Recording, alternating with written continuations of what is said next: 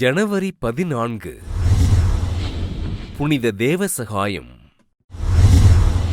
இந்திய திருநாட்டின் கன்னியாகுமரி மாவட்டத்தில் உள்ள நட்டாளம் கிராமத்தில் வாழ்ந்த வாசுதேவன் தேவகி பெற்றோருக்கு கிபி 1712 ஆண்டு ஏப்ரல் மாதம் 23ஆம் நாள் பிறந்தார் புனித தேவசகாயம்.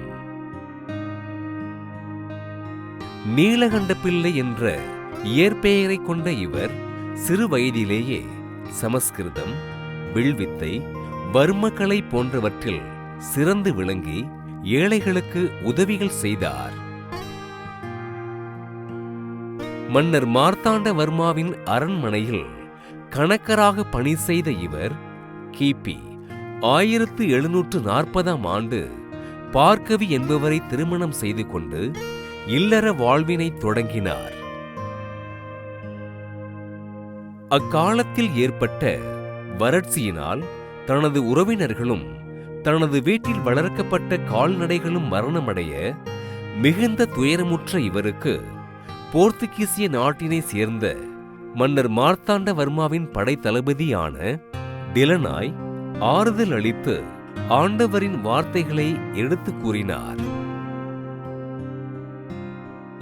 ஆண்டவர் இயேசுவின் வார்த்தைகளை கேட்ட நீலகண்டன் ஆண்டவர் இயேசுவை ஏற்றுக்கொண்டு திருமுழுக்கு பெற்று தேவசகாயம் என்ற பெயரை தேர்ந்து கொள்ள இவரது மனைவியும் ஆண்டவரை ஏற்றுக்கொண்டு திருமுழுக்கு பெற்றார்.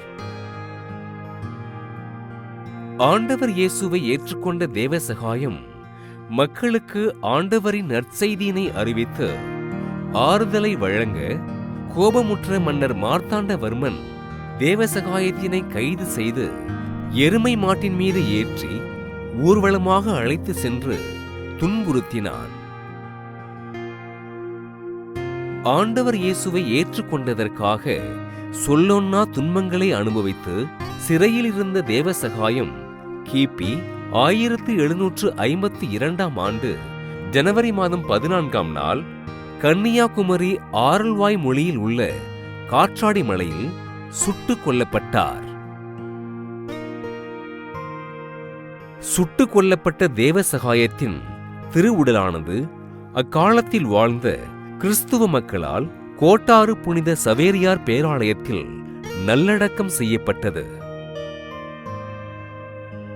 தேவசகாயத்தின் கல்லறையில் ஜெபிக்கின்ற மக்களுக்கு புதுமைகள் நிகழ திருத்தந்தை 16ஆம் ஆசீர்வாதப்பர் கடந்த 2012ஆம் ஆண்டு ஜூன் மாதம் 28ஆம் நாள் மறைசாட்சியாக அறிவிக்க கடந்த 2022ஆம் ஆண்டு மே மாதம் 15ஆம் நாள் திருத்தந்தை பிரான்சிஸ் அவர்கள் தேவசகாயத்தினை புனிதராக உயர்த்தினார்.